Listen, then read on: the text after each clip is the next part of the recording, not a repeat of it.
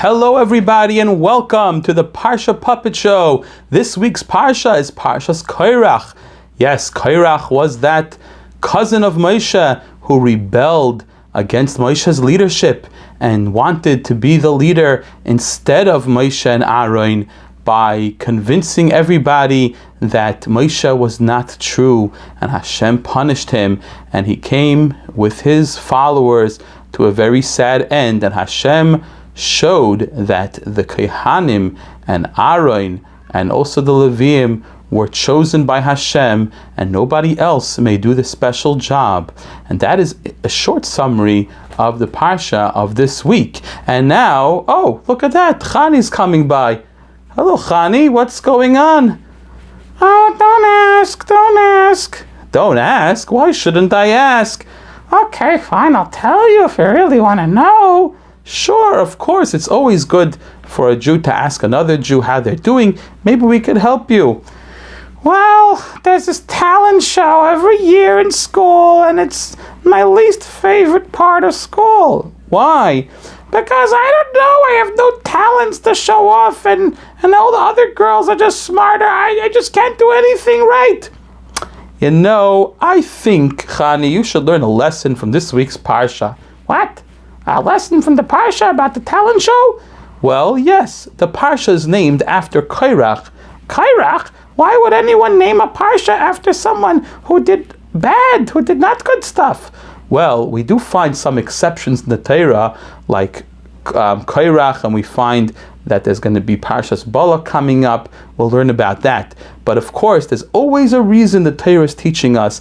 And one nice vart that I heard is that Korach, although he rebelled against Moshe, one positive quality we could learn from him is that he wanted to be the Kohen Gadol. He wanted to connect to Hashem and be holy. He just did it in the wrong way by fighting against Moshe instead of accepting Moshe as the leader of the people.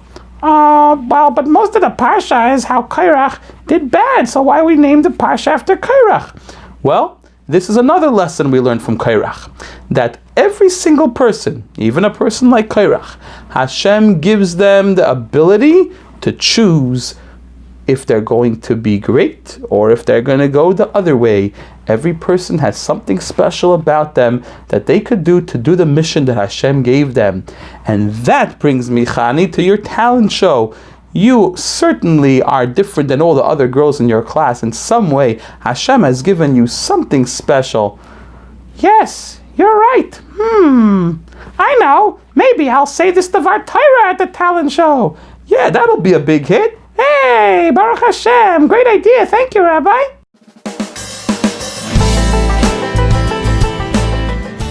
No more veggie burgers. No more veggie burgers. No more veggie burgers. Chaim, what on earth? What is going on over here? What do you mean no more veggie burgers? I'm protesting. I don't want any more veggie burgers for dinner. My mother makes too much veggie burgers. I want real burgers. Chaim, this is really not okay. Your mother works really hard to make the food in your house. I don't think you should be protesting against her. That really doesn't show her kavod. Maybe you can go discuss with her how you could contribute to the menu ideas. Maybe you could actually help in the kitchen. Maybe. You know, Chaim, you should learn from the Parsha of the week. Oy vey, the Parsha of the week always gets me in trouble. No, it doesn't get you in trouble. The Parsha of the week always teaches you how to be a mensch, how to be a good person. Okay, what does the Parsha of the week teach me about protesting about dinner? This I gotta hear. Well, there was someone in this week's Parsha that was protesting. Really? Yes, Korach. Korach? That's right. Korach got together 250 leaders of the Yidden, mostly from Shevet Reuven. They were fit to be the heads of the Sanhedrin. The Sanhedrin only had 71 judges, but they could have been from the lower Sanhedrin that had 23 judges. They had many of those. And these great leaders all were convinced by Korach to go against Moshe Rabbeinu. Go against Moshe Rabbeinu? Why? Who could be so silly to go against the one that gave the Torah and split the sea and the 10 Makkahs? How could they do that? Oy, Chaim, yes, it's really sad. There are different midrashim about what motivated Korach to go against Moshe Rabbeinu. One medrash says, and Rashi brings it down in this week's Parsha, that Korach saw that Moshe Rabbeinu appointed one of his cousins, Elitzaphan, the son of Uziel, to be on the head of the family of Kahas. The family of Kahas were the family of the Leviim that carried the Aron and the Shulchan, the most important of the Leviim. They had the most special job, and Korach was from that family. Okay, so he was already from a very important family. What else did he need? Well, that was Moshe's point to him. He was telling Korach, why do you need to be more important than you already are? But Korach was upset that Elitzaphan, which was from a younger son of Kahas, because Kahas was the son of Levi, one of the 12 Shvatim, and Kahas had 4 sons. He had Amram, Yitzhar, Chevron, and Uziel. Moshe, of course, came from Amram, Moshe and Aaron. So Korach said, okay, Moshe and Aaron came from the older son. That's why they are more important than me. But I should be next on the line for important positions. Oh boy, maybe he needed a lesson in humility from Har Sinai. Well, he wasn't really so bad. He actually wanted it for a good reason. He wanted to be close to Hashem like a Kohen Gadol. He wanted to be special, not like just a little kid who wanted to be the boss of the sandbox or something, or the baseball game. Okay, but, why couldn't he ask Moshe for a job?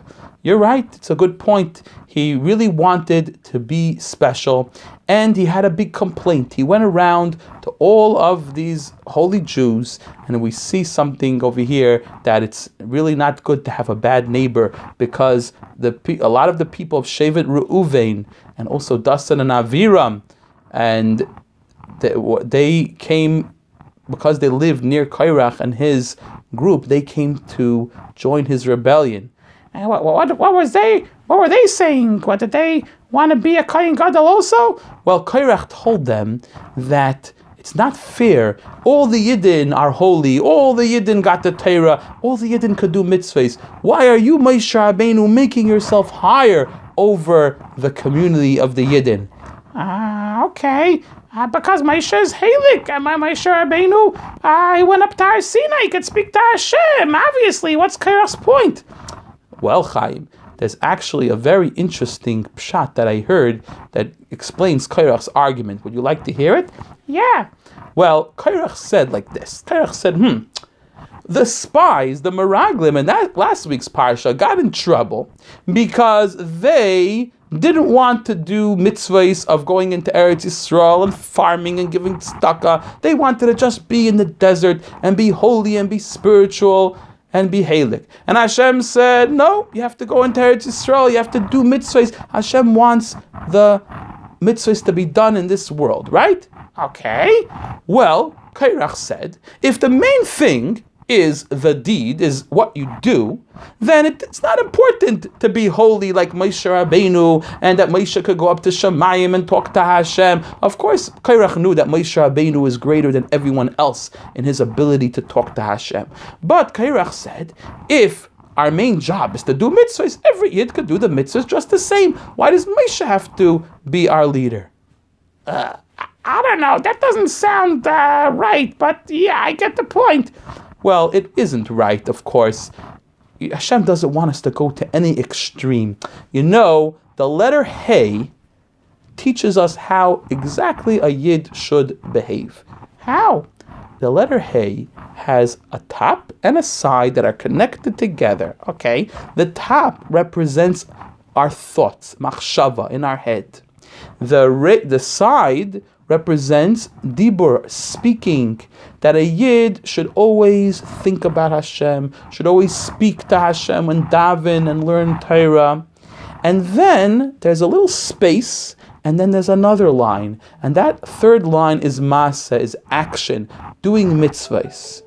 Why is there a space before doing mitzvahs? Well, because before you do a mitzvah, you have to stop and you have to think who gave you the mitzvah. Think about Hashem.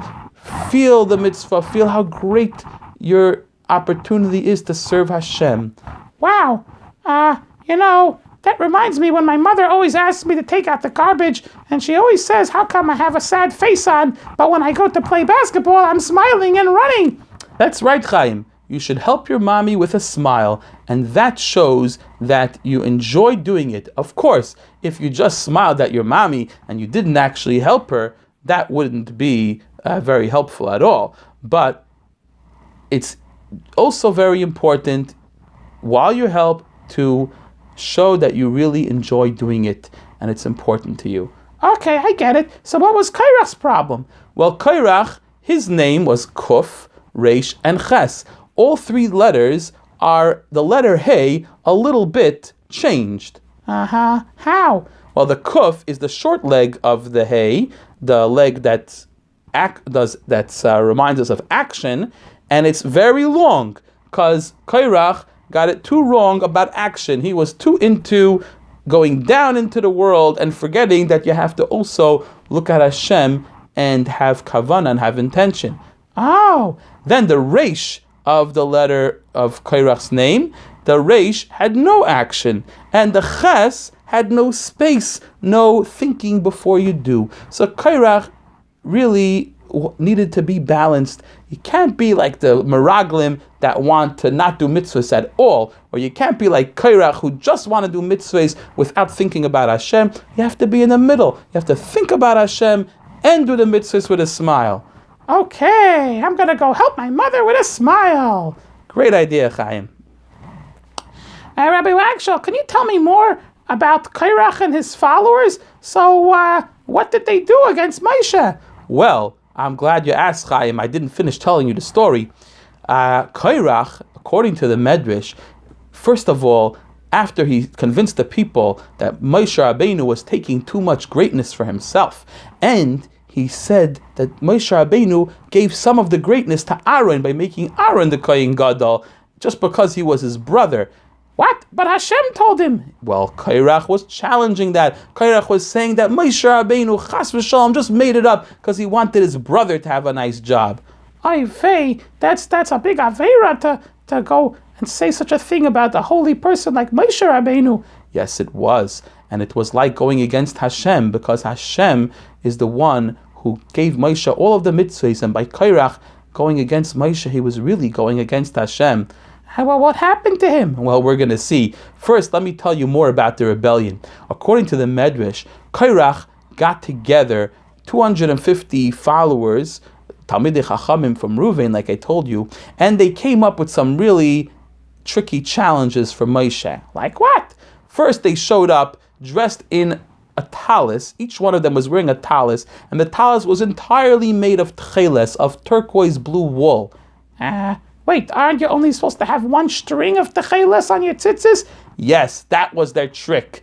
They came to Moshe and they said, Moshe Rabbeinu, does a talis which is made all the way of techeles need to have tzitzis?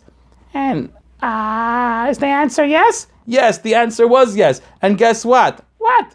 Moshe Rabbeinu said yes, and Korach started to make fun and say, do you expect us to believe such a silly thing? If one string of blue could make a whole talis kosher, then if the whole talis is made out of blue, of course it should be kosher without needing any tzitzis. Oh boy. And then another challenge, according to the Medrash, was Korach came to Moshe and says, what if I have a house and the house is full of holy svarim, sifrei Torah and tefillin and holy books? Okay. Do you need a mezuzah? You always need a mezuzah, right? That's right. And when Moshe Rabbeinu told Korach that, Korach started laughing. What's so funny? He said, the whole house is full of Shema Yisrael that's in the mezuzah, the Sifrei Torah that have Shema Yisrael and Hashem's name. Why do you need one scroll on the door? I don't know. A nice answer that I heard is that Korach did not realize that it's possible to learn Torah and not think about Hashem, to learn Torah chas v'shalom like a nice subject, like a nice story, and not remember that Torah is halik, it comes from Hashem. Oh boy. And that was Korach's big problem. And therefore, he should have realized that Moshe Rabbeinu knows exactly what he's saying. You need a mezuzah on the door. You need to have the reminder of tzitzis, because if you forget about Hashem, you're going to end up like Korach and just try to treat the Torah and the mitzvahs like something for your own benefit and not to serve Hashem. Oh, wow.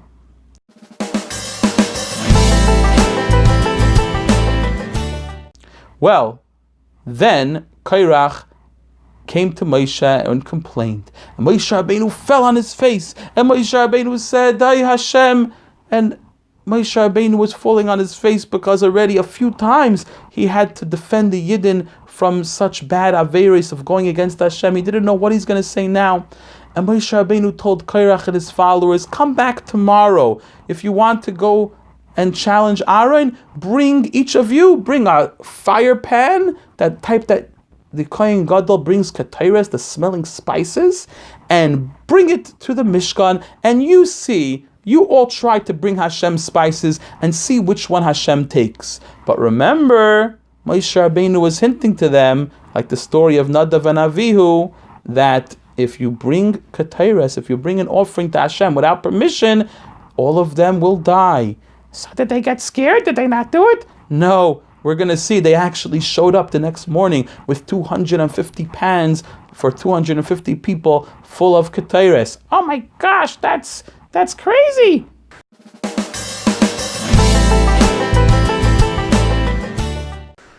Oi, my neighbor is driving me mashuga. Hello, Mrs. Goldberg, what's going on? My neighbor, I can't believe it. Her children, they go and they take all my flowers. Look at my flowers, are all ruined. Oh, wow. Yeah, I see that. That's really unfortunate. Unfortunate? You know, it's really not nice. It's not consideration. What are you going to do, Mrs. Goldberg? I know. I'm going to invite her over to my house to have a nice cup of tea in the garden. Mrs. Goldberg, I don't understand. Why are you going to invite your neighbor that you're not getting along with over to your house? Well, don't you know I learned from Moshe Rabbeinu in the Parsha? You learned from Moshe Rabbeinu in the Parsha? Yeah, when Moshe Rabbeinu saw that Dasan and Aviram were going against him again, Moshe Rabbeinu sent messengers to invite them over. What, to invite them over for tea? Well, it doesn't say for tea exactly, but you know, Moshe Rabbeinu was trying to make peace. Ah, I see. So did it work? Well, we know the story. It did not work because Dasan and Aviram, they were very, very arrogant people, and they stood by the entrances of their tent and they said, no, tell Moshe Rabbeinu we're not going to go. He didn't take us to the land of Israel like he promised, and he took us out of a really nice land, a land flowing with milk and honey. Which nice land is that? Which land did Moshe take them out of that was flowing with milk and honey? Mitzrayim. Mitzrayim? Wait, is that true? No, it's not true at all. Eretz Yisrael was praised by Hashem as the land flowing with milk and honey, not Mitzrayim. But Dasan and Aviram were trying to be chutzpahdik, trying to be rude. Oy vey. So what happened? They said, even if you poke our eyes out, we're not going to go. Wow. Well, Moshe Rabbeinu was very angry. And Moshe Rabbeinu davened to Hashem, please don't accept the korban of these bad people. And Moshe Rabbeinu said, have I even taken one donkey of theirs that they speak to me like this? What did Moshe Rabbeinu mean by that? Well, Moshe Rabbeinu, as a leader doing the work of the community, he didn't even take a salary, he didn't even take money for himself. Yeah, but why did he mention a donkey? Well, when Moshe Rabbeinu came, when he got married to Tzipporah in Midian, and he came back to Eretz Mitzrayim to take the Yidden out, he traveled on a donkey. Oh, yeah. So he didn't even take a donkey that belonged to the Yidden. He went on his own donkey. Ah.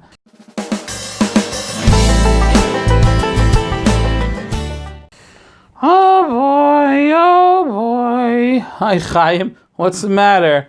Oh, well, we were all supposed to go on a family trip, but it got canceled. Why did it get canceled? Well, somebody broke the window in the dining room, and my parents said, until the person will admit and fix it, everybody cannot go. Parents, I guess, didn't know who did it, huh? No, but it's really not fair that everybody gets punished if one person did the wrong thing. I wonder who that one person was. I don't know. Oh, anyway, Chaim, that reminds me of the Parsha. What? Somebody broke the window in the Parsha? Well, not exactly, but a group of people were almost punished, but Moshe Rabbeinu stepped in and told Hashem that don't punish the Yidden for the sins of Korach and his group, because what happened is that in the morning, when 250 followers of Korach came with their pans, Hashem sent a fire from Shemayim and burnt them all up. The whole night, Korach had been ganging up with his people and saying to them how bad Moshe was, and the whole night everybody was going against Moshe. And Hashem, in the morning, when they came with their fire pans, Hashem sent the fire and burnt them up. And Hashem told Moshe, go away from them. Hashem came down on the Ohel Moed with a cloud, and Hashem said, go away from them, I will destroy them. Oh no, all the Yidden were going to be destroyed, I gewalt. Well, Moshe Rabbeinu said, Hashem, if one person sins, you're going to be angry at everybody? Who was the one person? Korach. It was all Korach that started this trouble. Oh, I see. So Moshe Rabbeinu said to Hashem that you, Hashem, know the thoughts of every person. You know who's guilty and who's not. And Hashem said, okay, that's what we're going to do. All the people should go away from those followers of Korach, Dasan and Aviram, and those from the family of Ruvain that were going against Moshe Rabbeinu. And Hashem is going to open up the earth and pull them all in. What? Yes, and Moshe Rabbeinu told the Yidden, you're now going to see that I didn't make up that Aaron is the Kohen Gadol, and I didn't make up the mitzvahs that I told you. It's not from my own heart, it's from Hashem. If these people will pass away a normal death, then they're right. But if they will have something really strange and crazy happen to them, like being pulled down into the earth when the earth opens up, then you will know that Hashem is proving me right. Oy vey. And the people ran away from Korach and his followers, and the earth opened up. And Dasan and Aviram and all of their families, unfortunately, who were standing proudly outside their tents and basically going, na na na na na na, we're not scared of Moshe. Well, all of a sudden, they just started to get pulled into the ground. Oy vey. 250 people, as I mentioned, were consumed by a fire from Hashem. I don't understand, Rabbi Wagshel. Why did Moshe Rabbeinu said only one person sinned? Wasn't Korach joined by a whole bunch of people? Well, Moshe Rabbeinu was very, very humble and holy, and he teaches us a lesson to judge people favorably. He was judging them that if it wasn't for Korach, they wouldn't have joined. It was Korach's fault. So he told Hashem, only punish Korach. But of course Hashem knew exactly who really deserved to be punished, and Hashem punished them. But most of the Yidden were not punished together with Korach. Oh, okay. Chaim, what are you doing over there with that basket? Oh, this is a special basket. I'm bringing it with me to remind me that my mother said I should wash the dishes. Wait, so you're carrying around a basket so that you remember to wash the dishes? Yeah, it's like a reminder. Wow, Chaim, that's a pretty funny reminder.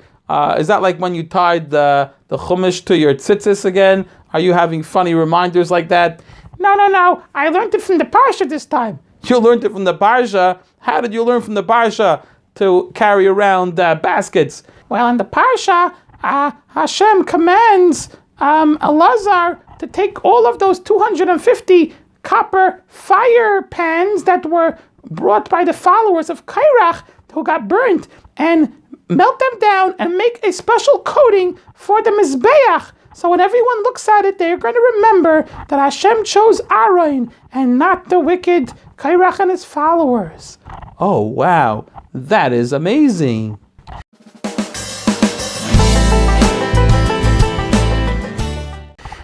Actual? Yes, Chaim. I know what I want to be when I grow up. What do you want to be when you grow up? I want to be in Hatzalah. You want to be in Hatzalah? Well, the people in Hatzalah are very, very special. They help Yidden and save lives. That's a very, very special thing. Wow, what made you want to join Hatzalah? Well, I was inspired by Aaron HaKohen in the Parsha. You were inspired by Aaron HaKohen in the Parsha. Was Aaron HaKohen in Hatzalah? What are you talking about?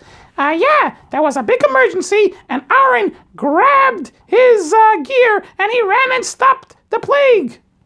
Oh, you're talking about the plague that happened the next day after Korach died, right? Yeah. Well, let's tell the kids about it. You see, the next morning there were a bunch of Yidden that were upset that a whole bunch of Yidden died, and they came to Moshe and they said, Moshe Rabbeinu, it's your fault that you killed the people of Hashem. And Moshe Rabbeinu and Aaron, again, they didn't know what to do. They fell on their faces to daven to Hashem because the cloud of Hashem came on the oil moed. And Hashem told Moshe to get away from them and I'm going to destroy them. And Moshe Rabbeinu quickly told Aaron a special way to stop the plague. To go to the top of the Mizbeach, get some coals from the top and put it in his fire pan and bring the Keteres, the holy Keteres, and go and stand in between those people who are living and those people who passed away, and the plague will not spread any further. Whoa, sounds like a very interesting way to stop a plague, right? Where did Moshe get this idea?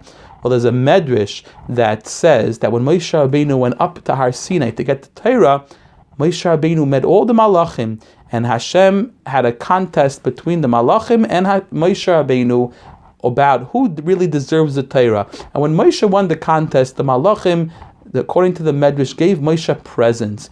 Even the Malach HaMaves, the angel of death, gave Moshe a present. What kind of present could an angel give? He gave Moshe the present of knowing how to stop a plague. And you stop a plague with the holy Keteres. Oh wow, that's how Moshe knew that. That's right. And another thing is that this showed the Yidden that the Keteres is not something that is bad and causes death. Because the Yidden were all thinking, wow, Nadav and Avihu died, and when they came into the Mishkan, and now Korach and his followers, 250 people died because of the Keteres. The Keteres must be very dangerous stuff.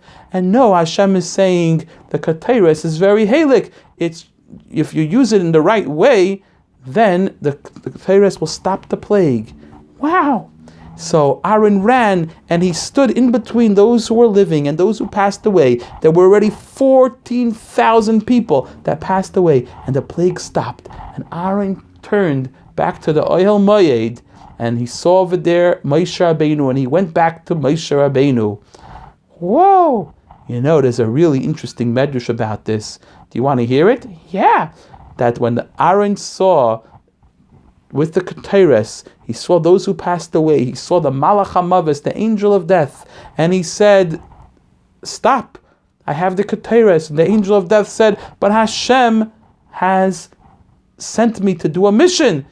And Aaron said, Moshe Rabbeinu has told me to tell you to stop.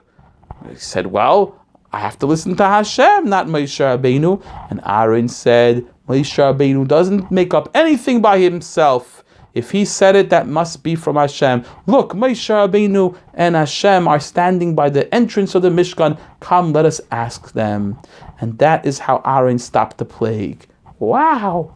So we learn from this that when a tzaddik makes a decree, Hashem listens to the words of a tzaddik, because a tzaddik always listens to Hashem's words. Wow.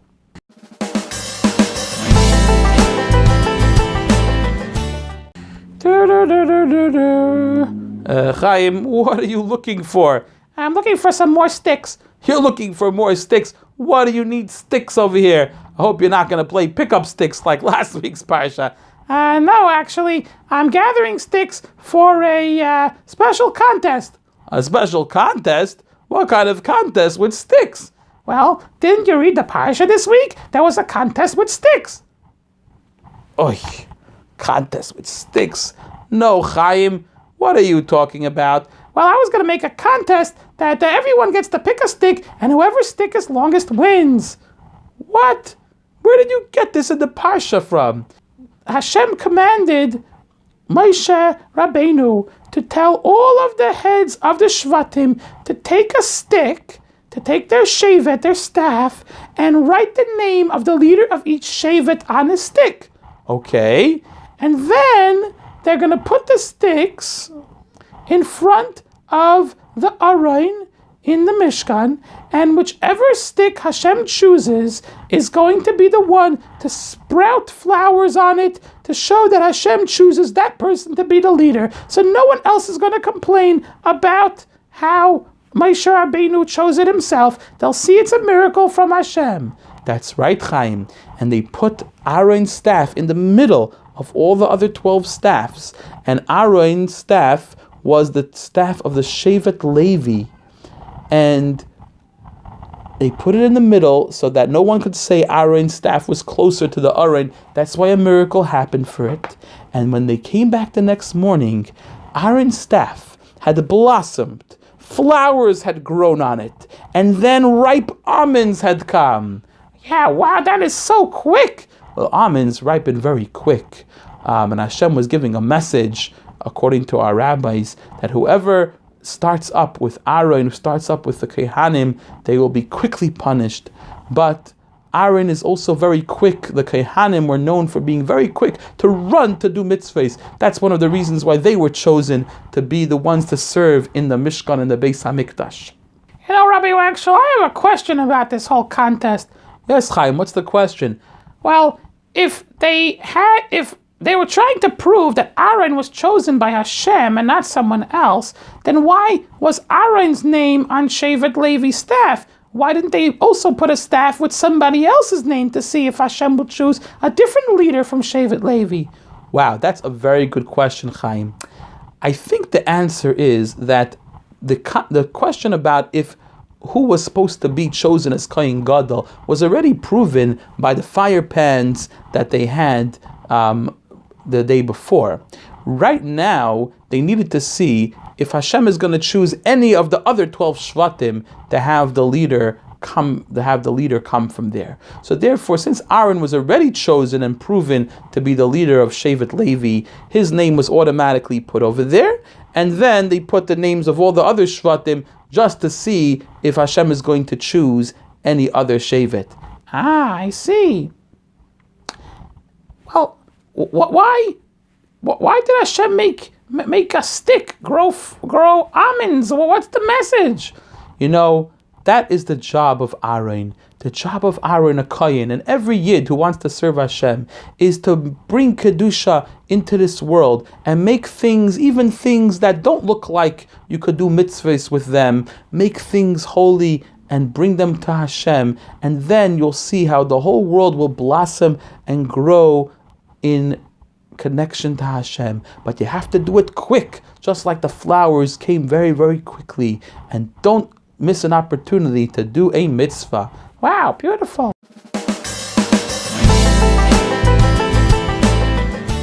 Hello, boys and girls, and here we are interestingly going to check out a very interesting conversation between a Kohen and a guard at Buckingham Palace in England. Let's go listen in.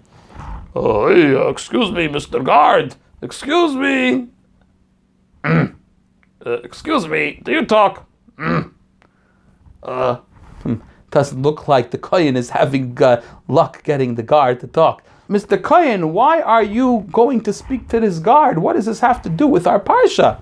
Well, it's very simple. You see, the guards of the Mishkan were the tribe of Levi, and Hashem commanded us to guard that nobody should come to the Mishkan, and if they would come into the Mishkan without permission, they could chas v'shalom die. Oy gewalt. That's right. And this was the job of the Levim, to make sure nobody came in, and only the Kohanim are given the gift to serve in the Mishkan. Mr. Guard, I have a question to ask you. I'm a Kohen, and the Kohanim and the Levim would guard the Mishkan at night. I wanted to know some tips from guarding. Do you talk? Oh my gosh. Yes, well, by now my friend Kohen has figured out that the guards of the palace are very famous for not even talking or moving, standing perfectly straight. These people, that's very nice that they're guards, but that's not all that's involved in serving the king. Oh no? What else is there, Mr. Kohen? What else can you tell us? Well, the Kohanim and the Levim, we didn't only guard, we also brought karbanes, and the Levim sang beautiful songs. Aha. So what's the lesson we could learn from that? Well, it's not that we were like palace guards. Hashem gave us a Yetzer Tov and a Yetzer Hara. The Yetzer Tov has to go and do mitzvahs and serve Hashem. The Yetzer Hara we have to guard against, but we can't spend all of our time guarding ourselves and never doing good things and be scared of our Yetzer Hara every day. We have to also go out and bring mitzvahs into the world, and that way the Yetzer Hara won't even have time to bother us. Ah, wow, thank you very much. That's a beautiful lesson.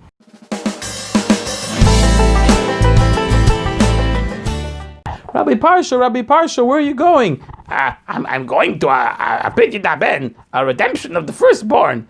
Oh, did somebody have a baby? I know that when a person has a baby, the firstborn baby, if it's a boy, the firstborn born to its mother, after 30 days, you have a Pidyon HaBen. You give the Kohen some money to buy back the baby who would have been a Bechor, who was supposed to work in Hashem's Mishkan or Beis HaMikdash, and since the Bechor was switched for a Levi or a Kohen, you have to buy back the Bechor from being Hashem's servant, right?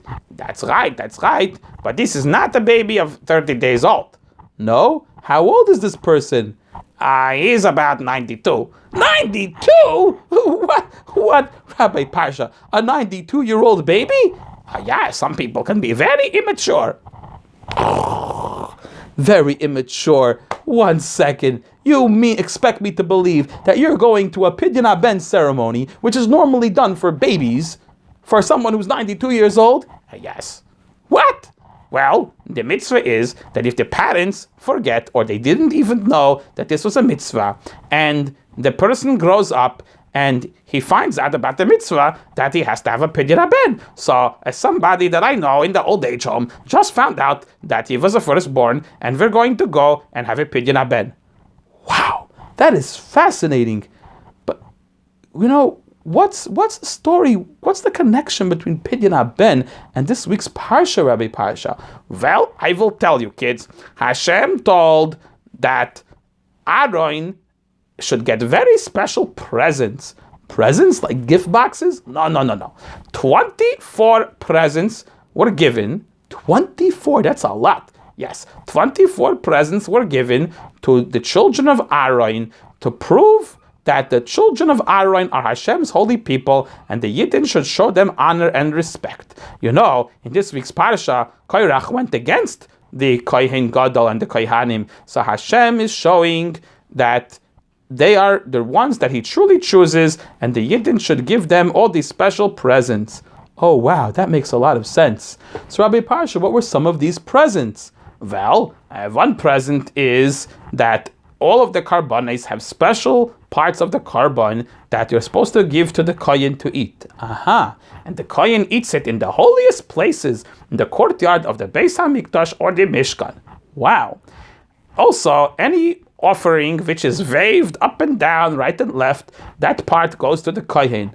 Cool. And when you have the first of your oil and wine and fruits that grow in Eretz Yisrael, you give teruma, a portion, 1 in 60th, or 1 in 50, or 1 in 40, to the kohen. Oh, wow. So that's less than 10%. That's less than Meiser that's given to the Levi, right? That's right. But a lot of Yidden gave to the kohen. And they also got the bikurim, the first fruits of the 7 types of fruits that Eretz Yisrael was praised for, were given every Shavuos time to the kohen. Oh, that's a lot of yummy fruits. And anytime somebody said, I'm going to make a cherem, I'm going to declare this property that it's going to be dedicated for Hashem, that property is given to the kohen. Aha. What else, Rabbi Parsha? A firstborn person or animal? Oh, also animals had a Pidyon HaBen? No, the animals didn't need a Pidyon HaBen. If it was a sheep, a cow, a goat, the kohen would get it and bring a special korban. However, if it was an animal that you couldn't bring a korban, like a donkey, then you brought a sheep instead, and then the owner could just keep the donkey. Ah, I see. Rabbi Parsha, could you tell us any special laws about the Pidyon HaBen? Yes, of course. After 30 days, they would take the baby, bring him to the kohen, and the kohen would say to the father, what do you want more? Do you want more this baby, or do you want to give me the amount of money, which is 5 silver shekel, weighing the amount called 20 gera, and the father would say, I want my child, and then they would give him the money to the kohen, and the kohen makes a bracha, hagafen, and a cup of wine, and then the father takes home the baby. Wow.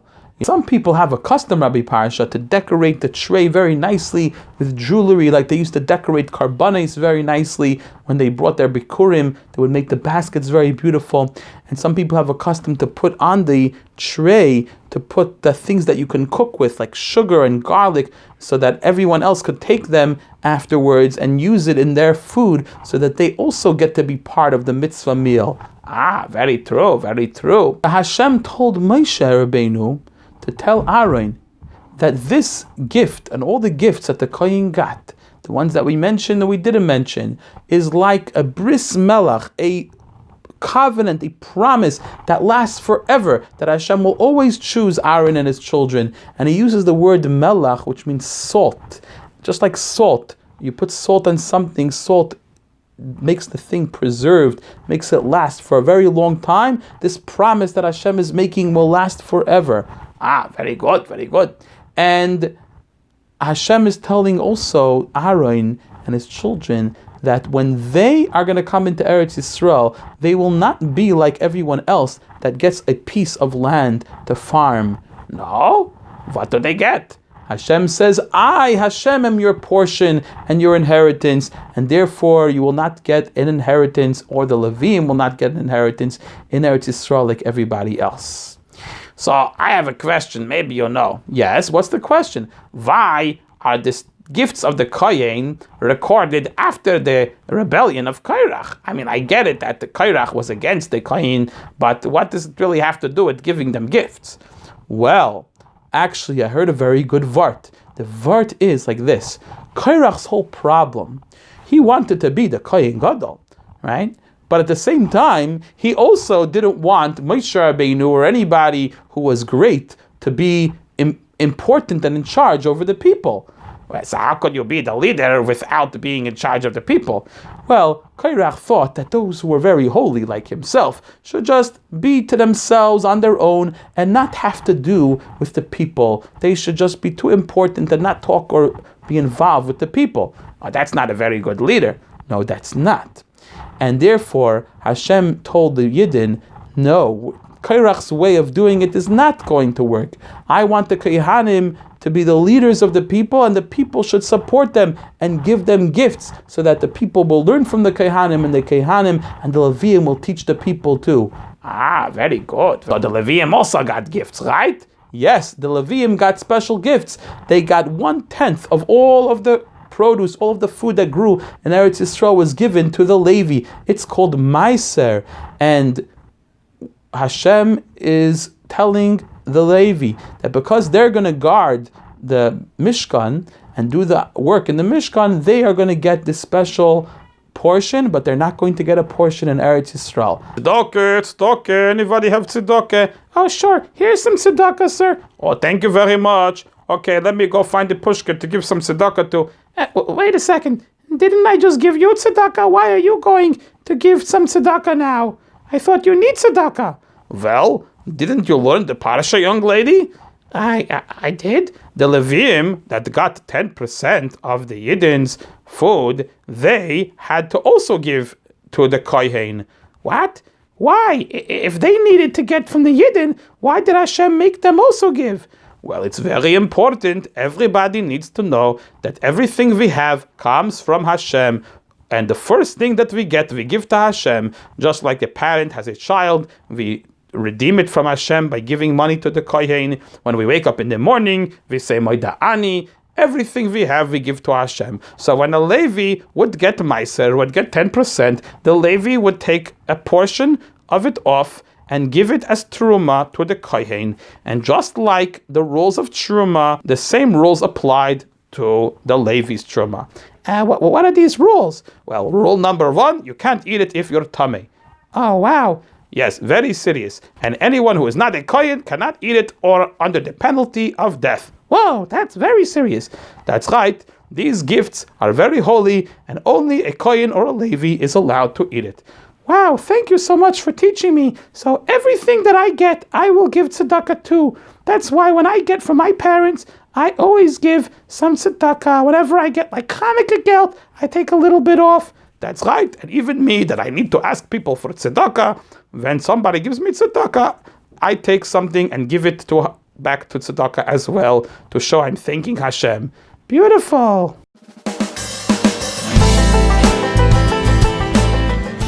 Well, Chaim, it's almost Shabbos. What are you going to say at the Shabbos table this week? That veggie burgers are okay for supper. Oy vey, Chaim. No, seriously. I think I'm going to say that we learned some interesting good midas from the Parsha. Oh, really? How? Well, we learned from Moshe Rabbeinu to judge everybody favorably, not to think that people are bad. Moshe Rabbeinu told Hashem that all the Yidden are okay. It's only Korach making the trouble. Aha. And we also learned that if somebody is against you, that you shouldn't right away rush to fight. You should try to make peace. It's like Moshe Rabbeinu called Dasan and Aviram to try to make peace with them. Wow, that's a beautiful word, Chaim. Thank you very much. Good Shabbos.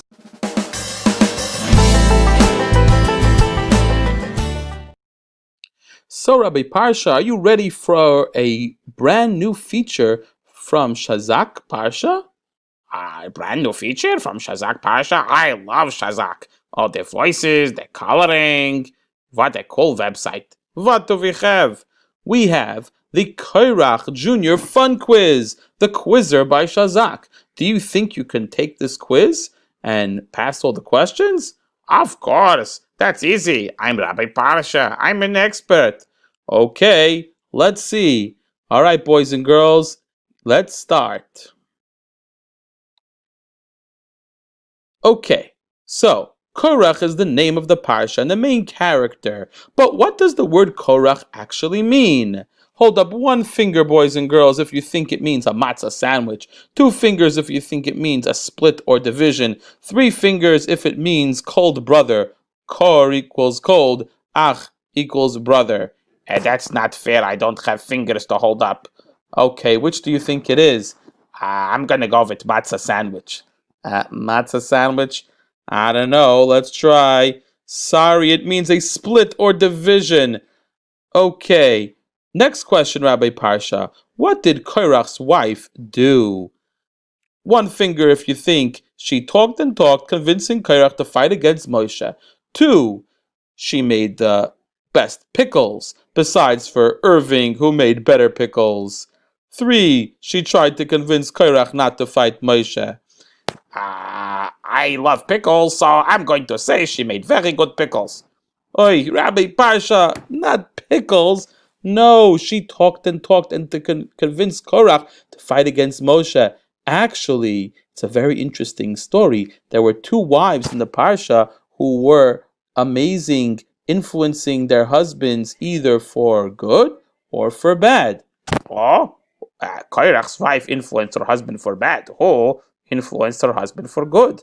Well, there was one of the people in the rebellion. His name was Oin ben Peles. But the Torah never records that he showed up in the morning to go against Moshe. Where did he disappear? Well, his wife was a righteous woman, and she convinced him not to join. And what she did was, In order to help her husband not be picked up by Korach and his followers, she told him to stay inside. She went to the door of her tent. She started to do her hair. And when Korach and the rest of the followers came, they said, "Oh, we can't go there. A woman is getting her hair done and it's not modest. So we will just keep walking." And they forgot about Oin ben Peles. And his wife really saved his life. Wow, this is the power of the Jewish woman to be the foundation of the home and influence the rest of her family. Wow, very good, very good. What's the next question? The next question is, true or false? Korach was the grandmother of the first man who landed on the moon. Landed on the moon? I'm gonna have to say that's a little bit ridiculous, right? Yeah, I think it's false. Oh, Rabbi Parsha, you got one right for a change. Okay, very good. Let's see what we have next. What was Korach's motto in his campaign against Moshe Rabbeinu? One finger, leadership for the people and by the people, we are all holy. Two fingers, leadership for the people and by, B-U-Y, the people, that means to buy their votes, we are all holy. 3, free leadership cruises for anyone that votes for me, we are all not seasick. I would vote for him if he took me on a cruise, so definitely cruises. Rabbi Parsha, you're supposed to get the right answers. No, it's leadership for the people and by the people, we are all holy. Okay, I'm trying. Hey, Rabbi Parsha, try to get this one right, okay? Oh, yeah. Okay, what did Korach and his followers scream out as they were being swallowed by the earth? One finger, it's cold down here. 2 fingers, Moshe is true and his Torah is true. 3, if we read Shazak Parsha, we would never have rebelled against Moshe. Definitely 3, if we read Shazak Parsha, we would never have rebelled. Oh, Rabbi Parsha, you are so funny, but that is not correct. Actually, it was Moshe is true and his Torah is true. Oh, oops. Okay, I'm gonna get this one right. Which picture belongs in Parsha's Korach? The guy with the money, right? No, Korach and his followers. Okay, I tried. Moshe put 12 staffs in the Holy of Holies. In the morning, what happened to the staff of the tribe of Levi? 1 finger, it turned into a snake. 2, peanuts blossomed from it. 3, almonds blossomed from it. None of the above. None of the above. It has to be one of the above. What do you think? That really it happened? Things blossomed? That flowers grew? Yes. Was it almonds or peanuts? I like peanuts. Not peanuts, Rabbi Parsha. Almonds, shekadim. Almonds. I guess I better go back and learn the Parsha. Yes, you had better. What gifts did Bnei Yisrael give the Kohanim? 1 finger, once a week, breakfast in bed. Oh, that would be very good. 2, 24 gifts of goodness, including challah and portions of the karbanis. 3, gift cards. Those are the best. Personally, I go with gift cards. You can get whatever you want, and you don't have to choose. Rabbi Parsha, no, they didn't have gift cards in those days. It was the 24 gifts of goodness, including challah and portions of the karbanis. Okay.